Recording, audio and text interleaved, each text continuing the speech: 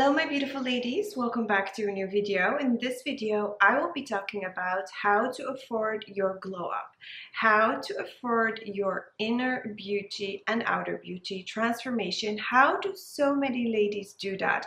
We all have watched so many videos on TikTok, on YouTube, on all the other social media platforms where these girls, sometimes in one YouTube video or in one glow up video, they do multiple treatments. A lot of ladies all wonder, how do they afford that? They're so young, or they just got married, and how is it that I cannot do that? And how is this and how is that?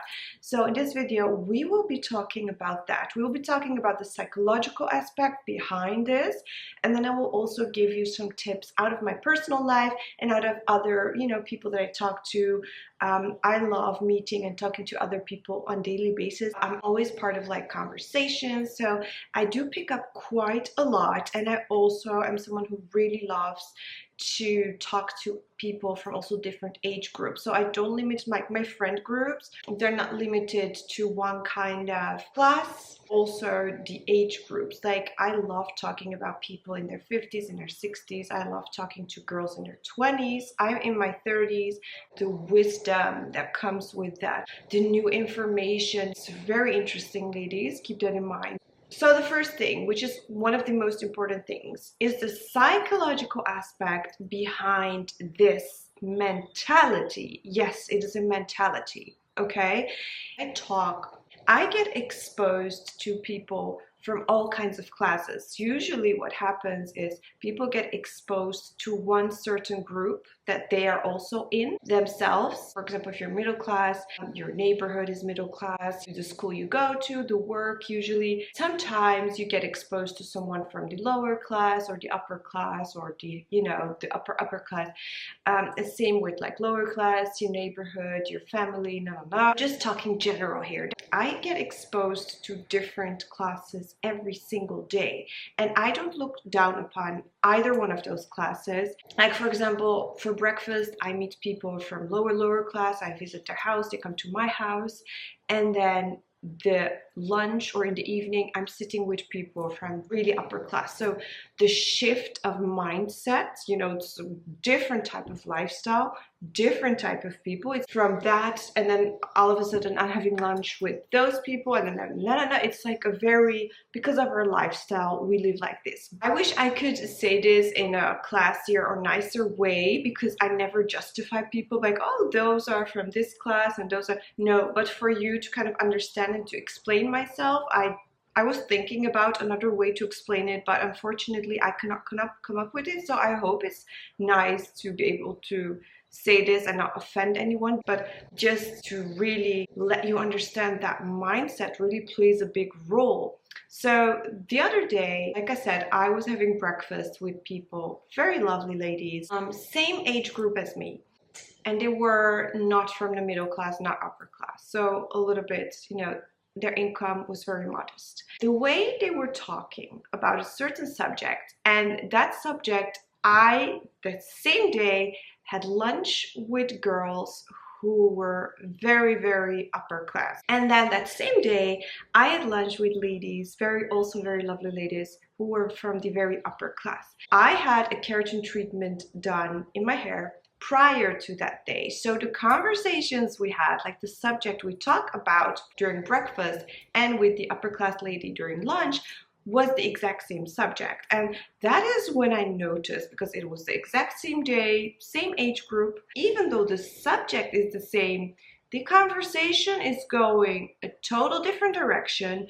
The feeling that I have, the mindset that I have is very different, and it turns out to be a completely different conversation, even though the age group, the sex, and the subject that we're talking about is the exact same. So I had a keratin treatment done. They looked at my hair, so the first group, and they were like, oh, your hair looks na. And I was like, yeah, I had a keratin treatment done. My hair looks so shiny and flat, and it's all silky. The first thing that I noticed, so the breakfast group immediately, the first question, all of the ladies, 3 of them, they asked the price. They don't ask about the experience that I have.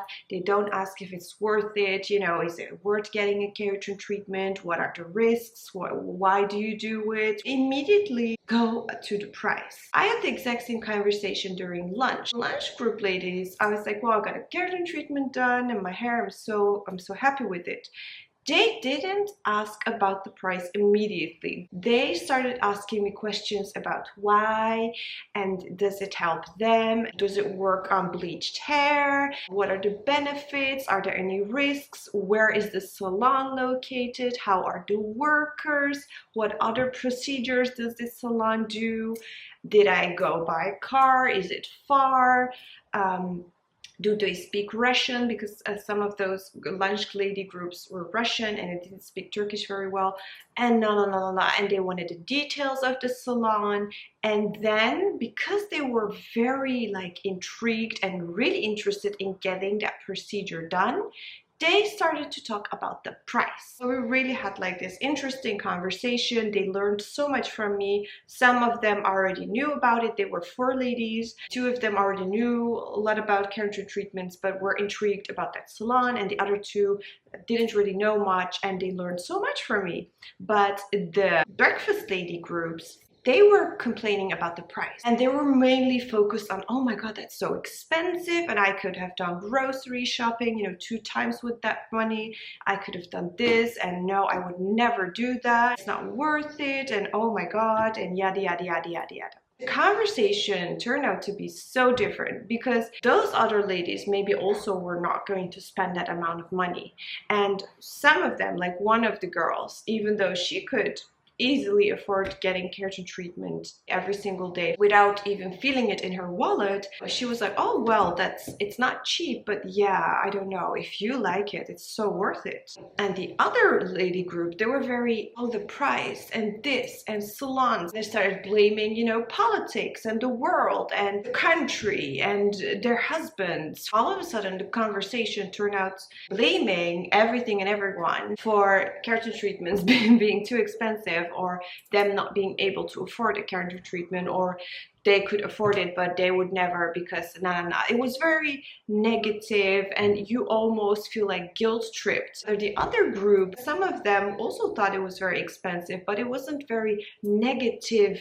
You know, it wasn't going to the negative direction. It was like, oh yeah, well, that is, you know, it's not cheap. And immediately after hearing the price, one of them was like, well, yeah, I think it's worth it. And the other one was like, no, I don't think it's worth it, but it's great if it's worth it to you. It was the same person they were talking to, the same conversation, the same subject, I mean, but the conversation was heading into a total different direction. I'm not talking down of either one of the classes, because every class comes with its negatives and positives, and every person is different. They're not defined by where they come from or their income. But I noticed, because I get exposed to so many people, this is not just one situation. I've been into multiple situations, and I always notice that unfortunately the lower income group always were blaming, always, okay, everything and everyone because of something maybe they cannot afford or they cannot experience or they cannot go to. They would blame their families, their husbands, their situation. Would always be blaming stuff and feeling good about that afterwards because it's not your fault. Whilst I noticed that the people with a little bit like from a higher income, they were always like, we need to find a solution. We need to do this. What can we do? And they will always like help each other. I would learn so much more about it. So the conversation, unfortunately, even though for me, I love sitting down with anyone and both of the groups are just fine to sit down with, I noticed that after a conversation with people from the lunch group, I would feel relieved, like almost like I went to a psychologist, really, and I would feel good. I would learn a lot from things that I've never heard of, things that I've never experienced, like travel.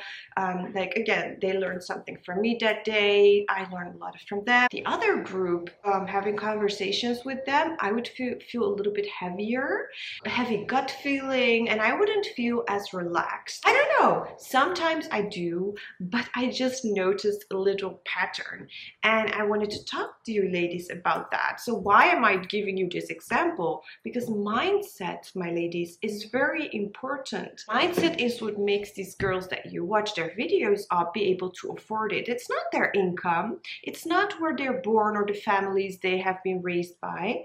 Nothing plays a role into that. It's your mindset. Even if you are in a very bad situation and you only have, like, for example, $100 in your bag, it's only up for you to decide whether this $100 is worth getting, for example, a manicure done. It's you in your head who's thinking like, oh no, I would never do that. With this $100, I can do this, I can do this, I can do this. But believe me, when you keep staying in that mindset, you will also not be able to get out of that situation. Because I really feel like because you spend the way you think you deserve to live, money just starts coming in. It is really the truth. Talk to anyone, believe me. Anyone that lives the life that you want, when you spend it, the money will come back to you eventually. If you keep saving only for bad days, obviously you always need to have something, but if you only keep saving and saving and not spending on yourself, believe me, that money will become worth less and less and less and less, and you will always find a way eventually. Are you going to starve to death? I don't think so. I wasn't born and raised into a rich family, so I have also been into that mindset where it's like taboo almost to spend money on yourself. And I noticed that as soon as I started doing that, I would just be like, okay, I need to get my manicure done, I need to get my hair done. What do I do? What do I have to do in order for me to get money to do that? And I would start to, apply for jobs. I would go to work after school. I would find ways to make money. And before I was getting my manicures and hairs, I would be like, oh my God, it's so expensive. I didn't have an income, and I didn't really bother getting an income because, well, I'm not spending much.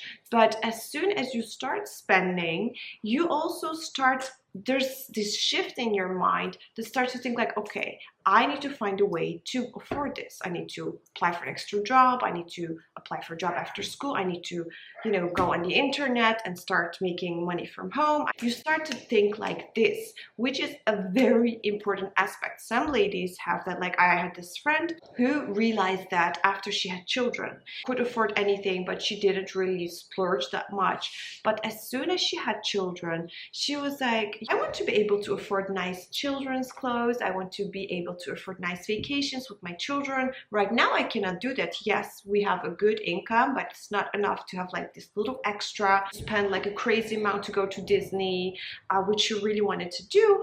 And that is what triggered her to really start thinking, okay, my husband's income is not enough. What can I do? Because I want to live this and this lifestyle. What can I do? But sitting and watching videos and feeling sorry for yourself and having all these types of excuses why they are so different from you and why you cannot do that, and blame the president and blame the country and blame the husbands and blame the family and blame the school that you go to, you will always victimize yourself. Victimizing yourself is not going to bring you anything, and before you know it, you are a victimizing 60, 17-year-old lady who has never been to a nail salon and is still complaining about the government and the school you went to and the parents you had and the husband you're married to, or I don't know what. So you need to understand that feeling sorry for yourself, victimizing yourself is not going to bring you anything. And I always notice when I talk to ladies, doesn't matter what age group they are, as soon as they start victimizing themselves,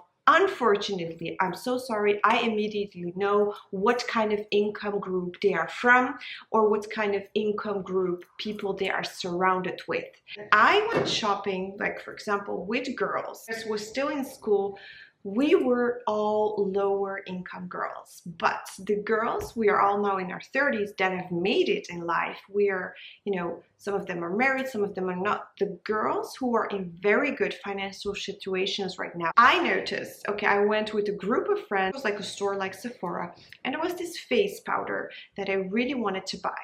The girls, I'm so sorry, this sounds very harsh, but it's the truth. The girls who are not, in very good financial situations right now, I see it on Facebook and I talk to some of them right now. Their reaction when I told them that I wanted to buy the face powder, it was very expensive. They were like, oh my God, that's so expensive. Are you crazy? It's not worth it. It's not this. We were all having the same income, okay? I mean, our parents. Are you crazy? And why? And that is for people like Beyonce. And I think we were like 16, 17. And the girls that right now in life have really made it, they were like, no girl, you need to buy it, you're worth it, buy it, your face will look amazing. I saw it in this magazine, and I don't know, this and this celebrity is using it, you need to buy this powder, okay, so worth it.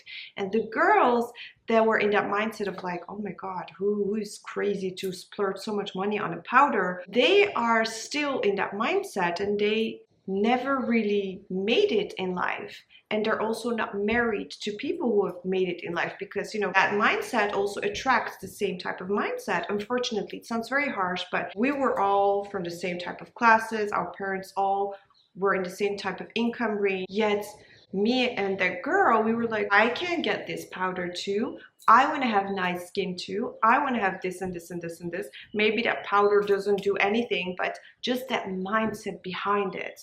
Okay, that is very important, ladies. So I think I will be wrapping this video up. I wanted to also talk about my tips and tricks on how to afford your glow up, but I will do that in the part 2 video that will come after this, because it's getting so long and I don't want to make a too long video. Some of my videos are like 1 hour long, but I feel like this amount is just enough. I've already talked so much. So in my next video, I will be sharing with you my tips and tricks on how to actually afford your glow up. But believe me, if there's one thing, like one tip on how to afford your glow up, it's this. The other tips, they're just little extras that you can apply to your life.